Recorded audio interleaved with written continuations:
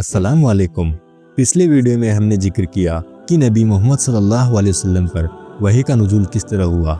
आज के इस वीडियो में हम बात करेंगे कि नबी मोहम्मद सल्लल्लाहु अलैहि वसल्लम ने मक्का में इस्लाम की तबलीग किस तरह की और इस्लाम की तबलीग में आपको किन दिक्कतों का सामना करना पड़ा। तो चलिए शुरुआत करते हैं। हर साल हज के मौके पर जब अरब के लोग मक्का में जमा होते तो हुजूर अकरम सल्लल्लाहु अलैहि वसल्लम वहाँ आकर उन्हें इस्लाम की दावत देते। आप मुख्तलिफ मेलों में भी जाते, जैसे उकाज, मुजन्ना और जुल्मिजाज के मेले, और लोगों को अल्लाह का पैगाम पहुँचाते। अब्दुल्लाह बिन वाबसा अल-अबसी अपने वालिद से और वो अपने दादा से रिवायत करते हैं कि हज़रत मोहम्मद सल्लल्लाहु अलैहि वसल्लम मीना में हमारे खेमे पर तशरीफ़ लाए। हम लोग जुमरा ओला के करीब खेफ के पास मुकीम थे। आप अपनी ऊँटनी पर सवार थे और पीछे हज़रत ज़ैद बिन हारिसा रजी अल्लाह अन्हु को बिठाया हुआ था। आपने हमें इस्लाम के बारे में बताया। अल्लाह की कसम हमने कोई जवाब न दिया, क्योंकि हमने पहले ही सुन रखा था कि हज के मौके पर आप लोगों को इस्लाम का पैगाम देते हैं। आप खड़े रहे और तबलीग फरमाते रहे, जबकि हम खामोशी से सुनते रहे। हमारे साथ मैसरा बिन मसरूक अबसी भी थे। उन्होंने कहा, अल्लाह की कसम, अगर हम इस शख्स की बात को तस्लीम कर लें और उसे अपने कबीले में ठहराएं तो ये बहुत बेहतर होगा।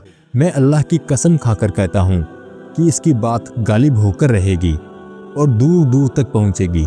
लेकिन मैसरा के लोगों ने जवाब दिया, ये बात छोड़ दो, ऐसी बात ना कहो जिसे हम में से कोई मानने को तैयार ही नहीं।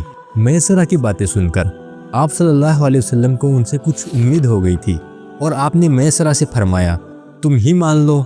मैसरा ने कहा, इसमें कोई शक नहीं कि आपकी बात बहुत अच्छी है, लेकिन मेरी कौम मेरे खिलाफ हो जाएगी और इंसान अपनी कौम के साथ ही जिंदा रह सकता है। आपके रिश्तेदार जो कि कुरैश से थे आपका मजाक उड़ाने लगे। उन्होंने आपको तरह तरह से तकालीफ देना शुरू कर दिया। एक दिन जब आप और हज़रत खदीजा रजी अल्लाह अन्हा घर में थे तो देखा कि आपकी दो बेटियां, जिनका निकाह अबू लहब के बेटों से हुआ था, वो अपना सामान लेकर आ रही है। उन्होंने बताया कि उनके शोहरों ने उन्हें तलाक दे दी और कहा कि अपने वालिद के घर चले जाओ। हज़रत खदीजा रज़ी अल्लाह अन्हा ने बेटियों से पूछा, तुम्हें तलाक क्यों दी गई? बेटियों ने जवाब दिया कि अबू लहब और उसकी बीवी जमीला ने उन्हें तलाक देने पर मजबूर किया, क्योंकि वो कहती थीं कि मोहम्मद की बेटियां हमारे घर में नहीं रह सकती। एक दिन कुरैश ने आप पर इतने पत्थर मारे कि जब घर पर पहुंचे तो खून में लथपथ थे। दूसरे दिन भी आप इतने ज़्यादा जख्मी और तकलीफ में थे कि मस्जिद कर नमाज अदा ना कर सके। मुसलमानों ने बगैर आपके ही नमाज अदा की। कुरैश के लोगों ने फिर उन पर हमला कर दिया और हज़रत खदीजा के पहले शोहर से पैदा होने वाले बेटे हज़रत हारिस रज़ी अल्लाह अन्हु, जो कि वहाँ पर मौजूद थे, जख्मी हो गए और इस्लाम की राह में शहीद हो गए।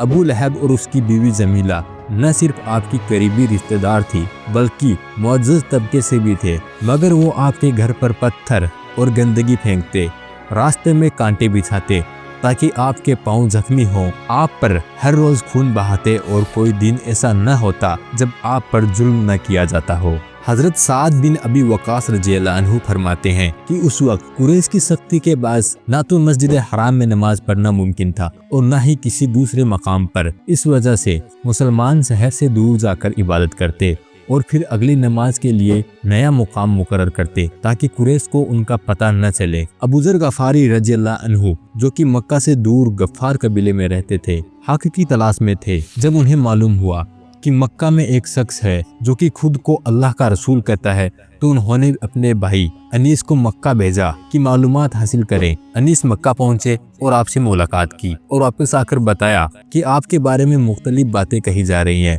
मगर आपकी बातों में सच्चाई है। यह सुनकर अबू ज़र खुद मक्का पहुंचे और आपकी बात सुनकर फौरन ईमान ले आए। अबू ज़र ग़िफ़ारी रज़ी अल्लाह अन्हु ने मक्का में इस्लाम कबूल करने के बाद अपने इस्लाम का ऐलान किया, जिस पर मुशरिकीन ने उन्हें बहुत मारा। हजरत अब्दुल्ला बिन अब्बास रज़ियल्लाहु अन्हु ने आकर उन्हें बचाया। फिर हजूर सल्लल्लाहु अलैहि वसल्लम ने उन्हें अपने कबीले में वापस जाने का कहा ताकि वहाँ लोगों को इस्लाम का पैगाम पहुँचाएं। तो दोस्तों, इस तरह से आपने जाना कि इस्लाम की तबलीग के लिए मक्का में नबी अकरम सल्लल्लाहु अलैहि वसल्लम को कितनी मेहनत और कितनी मशक्क़त करनी पड़ी और किन किन कुर्बानियों के दौर से वो गुजरे।